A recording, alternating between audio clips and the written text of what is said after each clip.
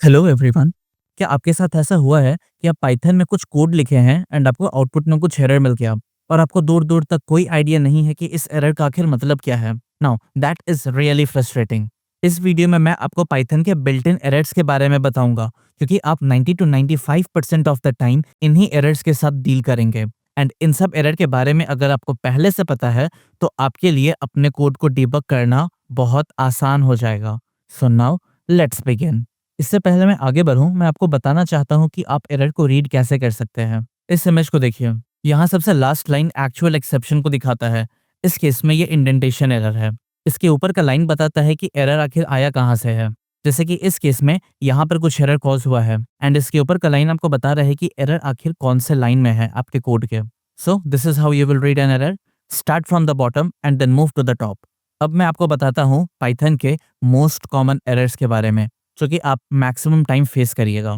सबसे पहला है सिंटैक्स एरर। ये तब कॉज होता है जब पाइथन आपके कोड को पार्स नहीं कर पाता। दैट मीन्स वो आपके कोड को समझ नहीं पाता है। और ये यूजुअली तब होता है जब आप कोई कॉमा या कोई ब्रैकेट या कोलन साइन मिस कर दें या किसी कीवर्ड के स्पेलिंग आप गलत लिख दें। और इसे फिक्स करने का तरीका बहुत आसान है। सिंपली उस लाइन पर जाइए जहां पर आप गलत कर रहे हैं एंड उसे आप सिंपली फिक्स कर लीजिए। जैसे यहाँ मैं लिखा if 5 mod 2 = 0 then print even. और इसे मैं एग्जीक्यूट करूंगा तो आप देख सकते हैं यहाँ पे मुझे सिंटैक्स एरर दिख गया है, जो कि मुझे बता रहा है कि यहाँ पर कुछ मिस्टेक है। सो यहाँ पर सिंपली मैं कोलन साइन दूंगा एंड इसे वापस से एग्जीक्यूट करूंगा एंड ये एरर हट जाएगा। Next is indentation error. इसमें स्पेस का इशू होता है। जैसे अगर मैं यहाँ पर लिखा इफ 5 mod 2 = 0 एंड यहाँ पर मैं इंडेंटेशन नहीं दिया एंड यहीं पर डायरेक्ट प्रिंट कर दिया प्रिंट इवन एंड इसे मैं एग्जीक्यूट करा तो यहाँ पर आपको इंडेंटेशन एरर देखने को मिलेगा। एंड यहाँ पर सही स्पेसिंग देते ही पाइथन इस एरर को फिक्स कर देगा। इसके बाद है नेम एरर। नेम एरर तब आता है जब आप कोई ऐसा वेरिएबल या फंक्शन यूज कर लिया जो कि एग्जिस्ट ही नहीं करता है।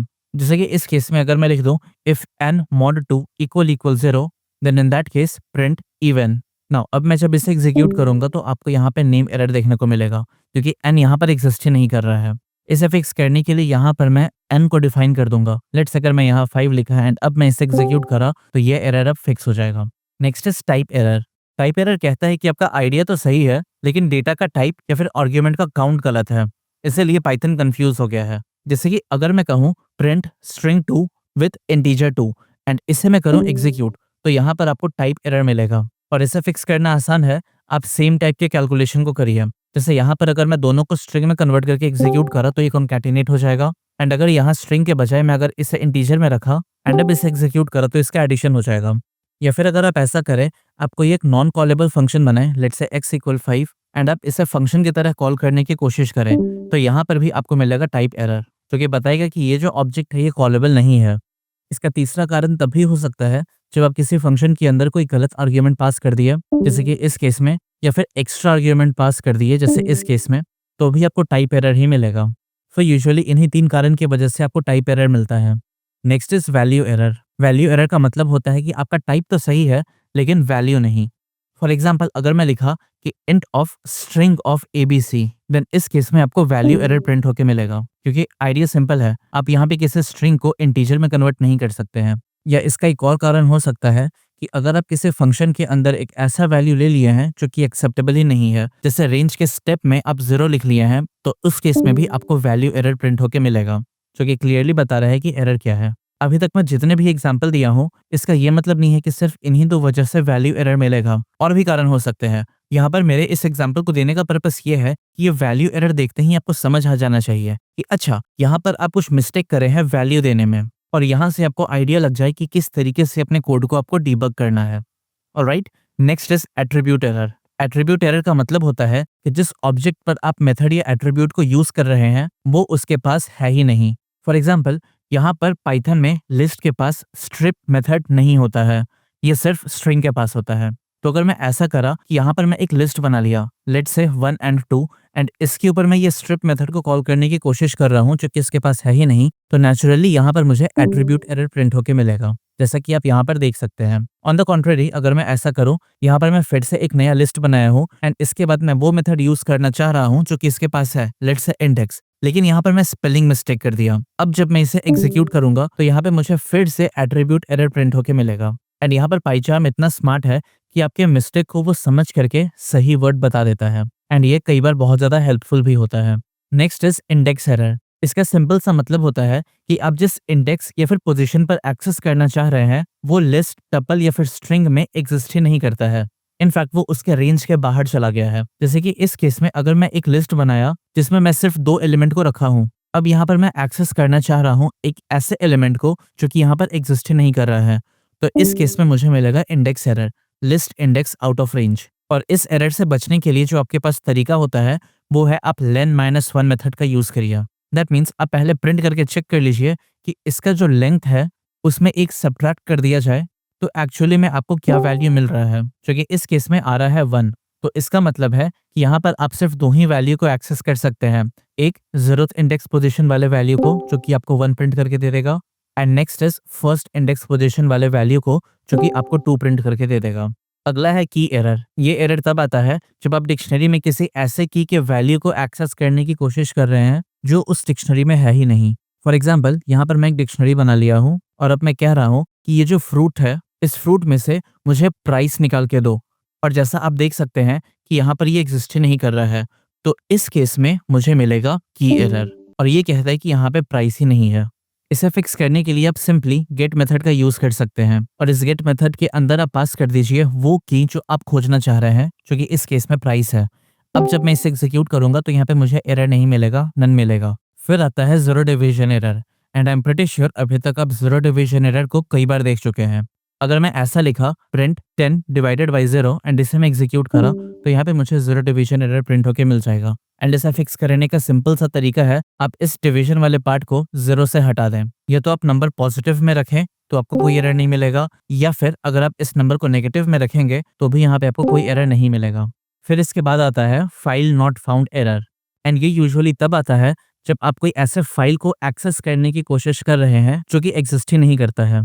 जैसे कि अगर मैं यहाँ पर लिखा ओपन, जो कि एक फंक्शन है जो कि किसी फाइल को एक्सेस करने के लिए यूज किया जाता है, एंड इसके अंदर मैं पास कर दिया फाइल डॉट txt, तो यहाँ इस केस में आपको फाइल नॉट फाउंड एरर मिलेगा।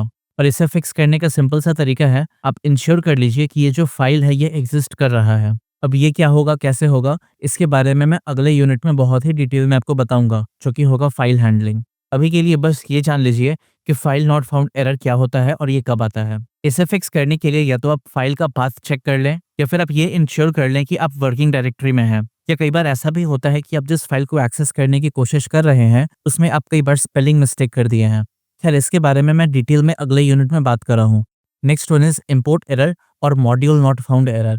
नाउ ये दोनों ऑलमोस्ट एक जैसा ही है लेकिन इसमें छोटा सा डिफरेंस है। यहाँ पे इम्पोर्ट एरर तब आता है जब आप किसी ऐसी चीज़ को एक्सेस करने की कोशिश कर रहे हैं जो कि उस स्पेसिफिक मॉड्यूल में है ही नहीं। जैसे कि अगर मैं लिखा फ्रॉम रैंडम इम्पोर्ट एबीसी, अब रैंडम के अंदर एबीसी जैसा कुछ भी नहीं है। अगर मैं यहाँ पर इसे एग्जीक्यूट करने की कोशिश करूंगा तो मुझे इम्पोर्ट एरर मिलेगा और इसका कहना है कि ये रैंडम के अंदर एबीसी को नहीं खोज पा रहा है। अगला है मॉड्यूल नॉट फाउंड एरर, और मॉड्यूल नॉट फाउंड एरर तब आता है जब आप किसी ऐसे पैकेज को इंपोर्ट करने की कोशिश कर रहे हैं जो कि एग्जिस्ट ही नहीं करता है। फॉर एग्जाम्पल अगर मैं लिखा इंपोर्ट एंड देन कुछ भी रैंडम सा लिख दिया एंड इसे मैं इंपोर्ट करने की कोशिश करा तो मुझे मिलेगा मॉड्यूल नॉट फाउंड एरर। अब आप यहाँ पर इसे फिक्स कर सकते हैं इंश्योर करके कि जो आप इंपोर्ट करने की कोशिश कर रहे हैं वो इस मॉड्यूल में एग्जिस्ट कर रहा है, एंड इसे फिक्स कर सकते हैं पिप इंस्टॉल एंड इस मॉड्यूल का नाम लिख करके, अगर ये वैलिड है तो। एंड फाइनली लास्ट है असर्शन एरर, एंड आप पिछले वीडियो में ही इसे इनकाउंटर करे हैं। एंड ये एरर तब आता है जब आप कुछ असर्ट करने की कोशिश करें हैं एंड वहाँ कुछ एरर क्रिएट हो जाए। फॉर एग्जाम्पल अगर मैं एक वेरिएबल बना लिया x इक्वल 5 करके एंड यहाँ पर मैं असर्ट करने की कोशिश कर रहा हूँ कि ये जो x है इसका वैल्यू 0 से बड़ा होना चाहिए। अगर ऐसा है तो वेल एंड गुड, मुझे कुछ एरर नहीं मिलेगा। लेकिन अगर ऐसा नहीं है तो यहाँ पे मुझे एरर मिल जाएगा एंड ये रहेगा असर्शन एरर। अब चाहें तो यहाँ पे एक ऑप्शनल मैसेज भी लिख सकते हैं, जैसे कि यहाँ पर मैं लिख दूंगा x must be non negative, and अब मैं दोबारा से इसे एग्जीक्यूट करा तो यहाँ पे आपको असर्शन एरर एंड देन ये मैसेज प्रिंट होके मिल गया है जो आप यहाँ पर लिखे हैं ना। मोस्टली आपको यही सारे एरर्स मिलेंगे। एंड क्विकली बताऊं तो यह है syntax error, indentation error, name error, type error, value error, attribute error, index error, key error, zero division error, file not found error, import error, module not found error and assertion error.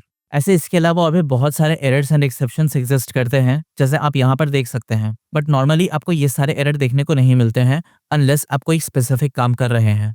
इस video में इतना ही। मैं आपको description and pin comment में mega set का link दे रहा हूँ। आप इसे डाउनलोड करें एंड इन कॉन्सेप्ट्स की प्रैक्टिस करें।